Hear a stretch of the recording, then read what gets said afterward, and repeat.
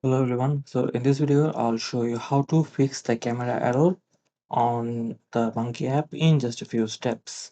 So first you have to make sure that you have allowed access to the Monkey app on your mobile or desktop. So make sure the camera icon is enabled, also the microphone. And once like this icon pops up, you'll have to check this one, always allow HTTPS this app access to like get this access on the camera and microphone.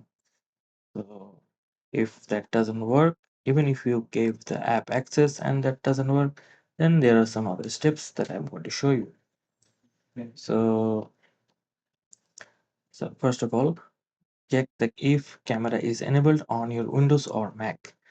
So go to the settings, then privacy and security, and then camera, or you can just press the Windows button, type settings and search for privacy and security, and then check camera and make sure you have allowed access to the app and make sure it is on. All right, so if that doesn't work, then go to the next option, which is you need to enable camera access in your browser settings. So this is very easy to do.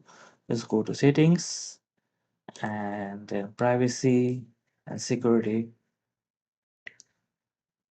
and let me just switch and then security, and make sure the camera option is enabled, or you can just search for camera here. This will be very easy to do,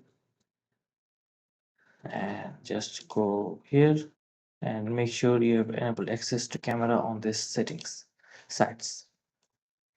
So this is the one, camera option, and make sure you enable this one and choose which websites have the camera access. And or you can just update or reinstall your webcam drivers. Just search for your driver of your laptop or desktop and download it again if not, or you can try closing other apps. You can do this by just pressing Ctrl Alt and delete, and this will bring up the task manager, and you can then just delete the tasks. Try deleting some tasks that are not currently in use or you don't think you are using them. And for example, I can just close Discord here, and I can try closing other apps, and then try using the Monkey app again.